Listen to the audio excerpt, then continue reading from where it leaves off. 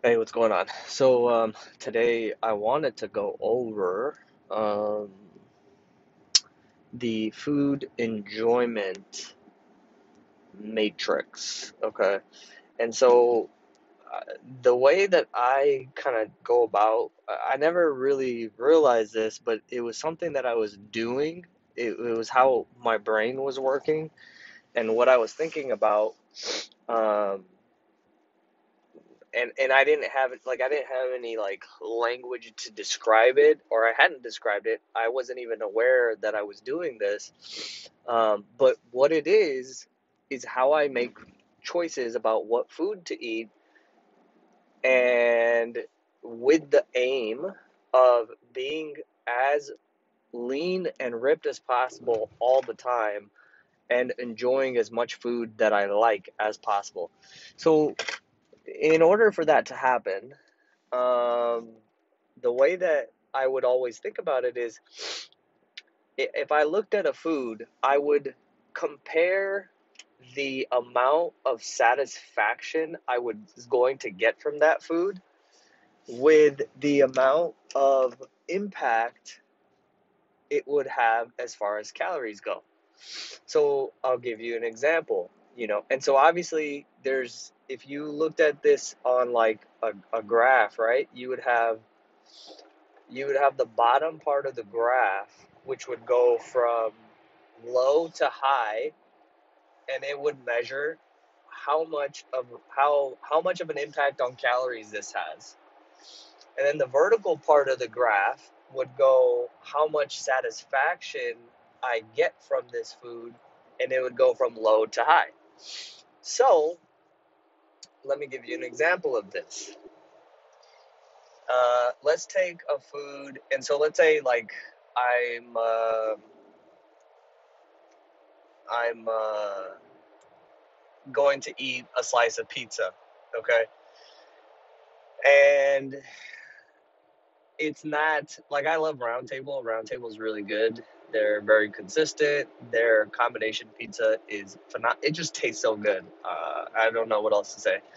Um, and so my enjoyment or satisfaction level is very high from that slice of pizza, from Round Table Pizza. The impact on calories is also on the higher end of the side. Okay. So it falls into the second quadrant. So I would recommend you go and look at my Instagram, because I'll have the visual for this. But it divides up into four quadrants. So you have, quadrant one, which is high enjoyment and satisfaction and low impact on calories. That's home sweet home. So that means these things taste really good to you, and they're very low as far as calories go. For me, and this is where you want to live, right? Because you could eat, so these are foods you love, and they don't have a lot of calories. You could eat as much as you want of these. Well, obviously, you can always eat too many calories, but you're gonna get full before you overdo it on calories. Okay. The second quadrant, which is the top right of the graph, there is things that have a high satisfaction enjoyment level, but also a high impact on calories. Right. So in this place, for me, is what I would put in. And by the way, foods can change positions. They can change their place in the quadrants, depending on your current preferences, your current situation, routines. So also like discovery of new recipes that, for example, a burrito is extremely typical burrito is extremely high in calorie impact, but it's also pretty high in enjoyment and satisfaction for most people. But when I first became the little burrito boy back in 2015, where I lost 35 pounds of fat eating, 4 or 5 burritos a day, and got insanely ripped, I the reason that happened while eating those burritos was because I made my own burritos, and I I made them in a way that was low calorie but delicious, right? So that then took a quadrant two food and moved it into quadrant one, because the way that I made it is I made the chicken. So I made chicken and I didn't use any oil or lard or anything like that. I didn't put uh I didn't load it up with guacamole or cheese or beans or whatever. So a burrito was about, 250 calories, but it also had about 40 grams of protein in it, right? So it was extremely filling. And I used real tortillas, not that bullshit. A lot of people try to use these net carb bullshit tortillas where they taste like cardboard boxes. Like, no, no, no, no. Use a real tortilla. This is the place where people go wrong in when they're like trying to be healthy or, count calories, is like they think they just got to use the lowest calorie option. No, no, it's about being smart with your calories, not always going for the cheapest thing, right?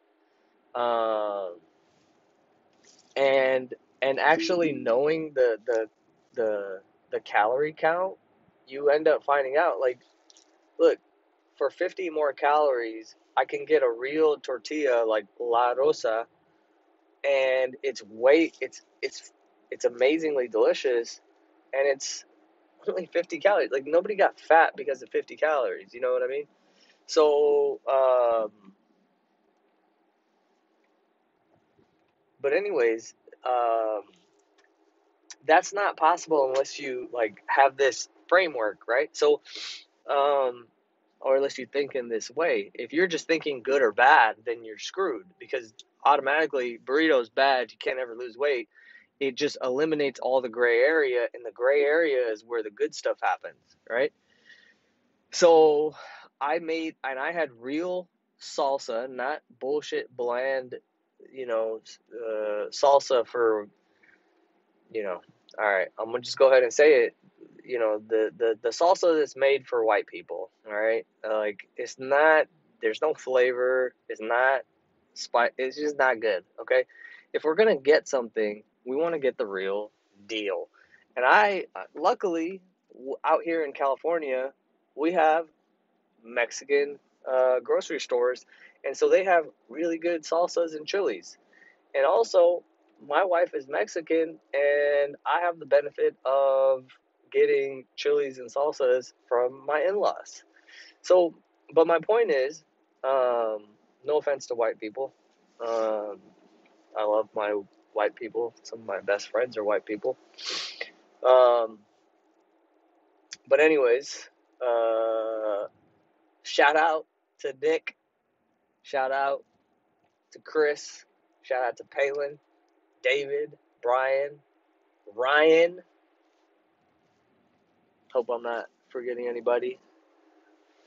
Um. Anyways, the burrito was super delicious, super low in calories, and also as a bonus, high in protein. And so then I could eat as much of it as I want. So imagine that. Uh, what if you could eat the things you love every single day? What would happen then?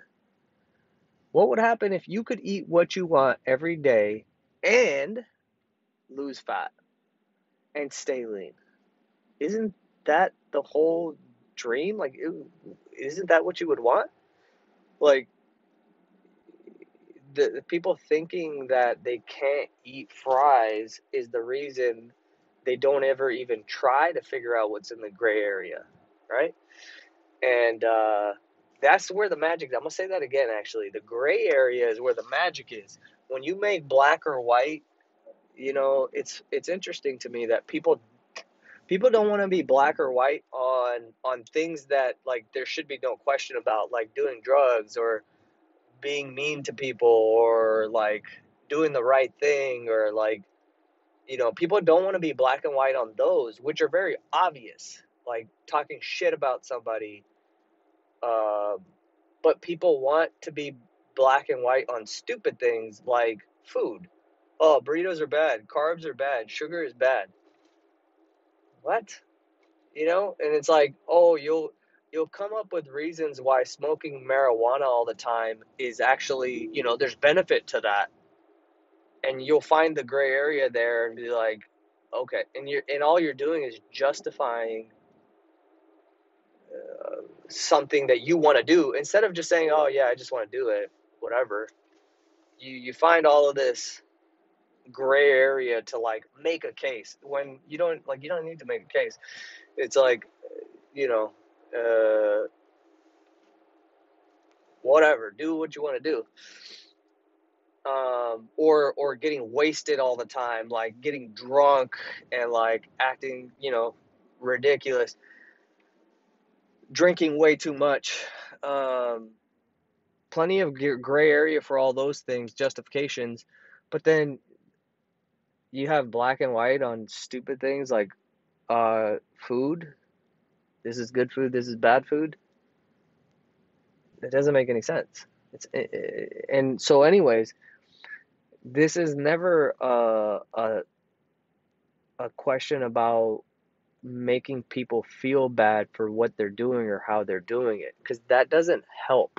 That doesn't help you, or it doesn't help anybody, right? Because that's what the majority of the world does, is like they find a thing that um, they agree or disagree with, and if you don't agree with it or you say something different, they're like, these people are dumb, blah blah blah. But it's like, why? Look, if you drink too much right now, that's okay, right? If you eat too much, that's okay. The question really is, like, I don't care what anybody does. It doesn't matter to me. Like, if it's not involving me, why would I be concerned about you needing to do something? It doesn't make any sense. The only reason it would bother me is if there's something within me that it's triggering, right?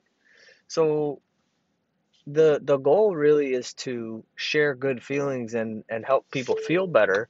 And so, the answer to that is really be okay with what you have done or are doing. And because once you can do that, then you have this space and clarity to be able to ask, what do I want? What do I really want? Okay, well, I want to feel good. I want to be lean. I want to have a great body. I want to have great health. I want to have mental sharpness. I want to create things and do fun things. Okay, cool. See, when you take that away and you can have that, then, if that's your preference, then you can start to do things. I've learned a lot from Dr. Trevor Kashey and Nick Peterson and Jeff Moore and Abraham Hicks and um, Craig uh, Craig Gore, and just the list is endless of the people. These are very, number one, well, they'll say, some of them will say, well, some of those people are like literally geniuses. But some of them will say that they're nothing special, but in fact, they're usually, you know, they'll say like they're not the smartest person, which is why and they don't care about being right, which lets them ask questions that lead to better answers. Um, this is a little bit of a tangent, but it's not, because this is important. Because if we really want to help people, we have to help them be okay with who they are right now, what they're doing, quote unquote mistakes, and then find a preference. You can't find a preference until you're okay and you forgive yourself and you have compassion towards yourself, right? This is something that I work on every single day in a variety of areas. And but when I'm able to forgive myself and have compassion for myself, all of a sudden it becomes easier to do the things that I want to do. See, I was going to say need to. When you have a need, it's going to be very difficult. The need tos, shoulds, musts, all those kinds of things create problems. They create big disturbances. And there's not many people who say they need to do this, I really need to do this, who do that. Doesn't like go through your own life, go through the people you know, all the people say, "Oh, I really need to do this." How many of them ended up doing it? Not very many. And the ones that did, it was a big struggle. That's because that whole scenario creates a bad feeling in your body, a not pleasant, not desirable feeling in your body, and your feeling is the most important thing. Um, this is why, like, if you rather than, everyone's always talking about being logical and rational and all that, and that's all good to understand those things, but also understanding that logic and reason doesn't actually drive your decisions, it's your feelings. That's really going to allow you to unlock everything. So when I feel good, I can do so much, all the things that I want to do. But when I don't feel good, it's a struggle to do the things that even I want to do. Like, I want to work out. I want to eat well. I want to make my own food. It tastes good to me, but it's a struggle. I want to be nice to my wife. I want to be nice to my family, my siblings, my parents. I want to be nice to strangers. But if I don't feel good, that's going to be tough. Anyways, so, this was the point of that was like your feeling is very important. And if you are doing things that are counterproductive to what you want, what you prefer, you got to forgive yourself and have compassion with yourself so that then you can choose that preference, right? Um, Going back to the food enjoyment matrix, I'll be talking about this a lot because it will take some time to really break it down because this is literally 15 years of experience and uh, information and just synthesizing all of this into a very easy to understand framework. So anyways, like that slice of pizza, going back to the slice of pizza, um, is in Q2, which is high enjoyment and high impact on calories.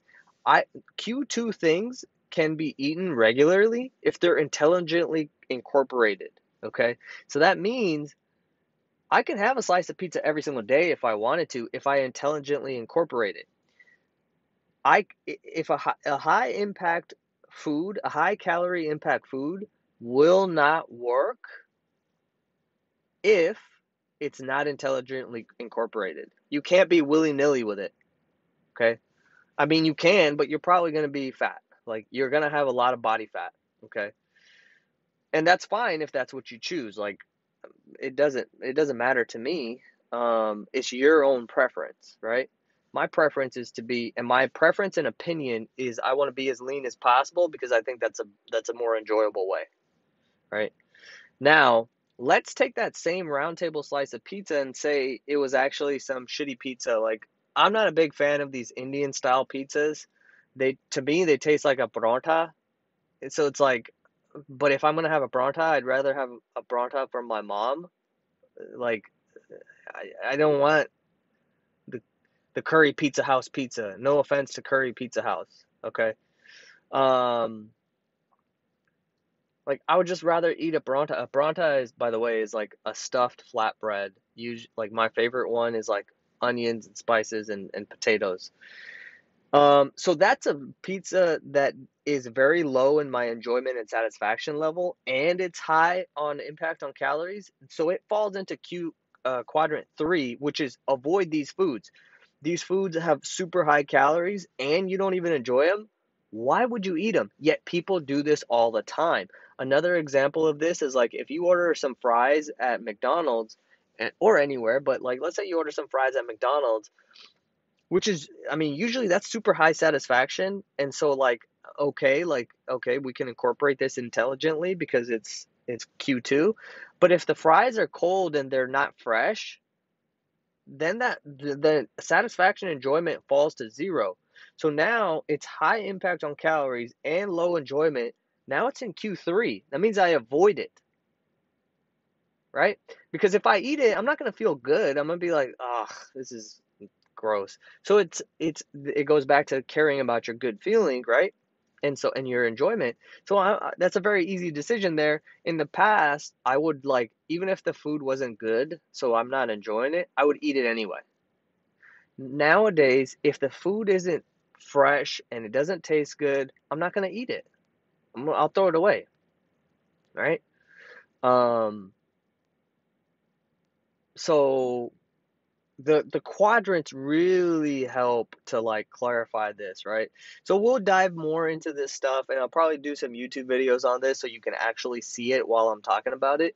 But in the meantime, if you want to see the quadrants, just go to my Instagram, rambier.sangera, and check out the food choice enjoyment matrix, and I'll be posting more things talking about it and kind of explaining it, and probably do like a workshop around it and how you can integrate it into your life. um, that's it for right now. I know we covered a bunch of things, a little bit all over the place, but I think these are all important topics. And like I said, something to take away here is like the good stuff is in the gray area. Like when you become black and white on these things, you make life very difficult for yourself. Play in the gray area, okay? And then like the other stuff that we kind of talked about, like you know doing drugs and being mean and like it's very simple. Like don't you don't want to do those things.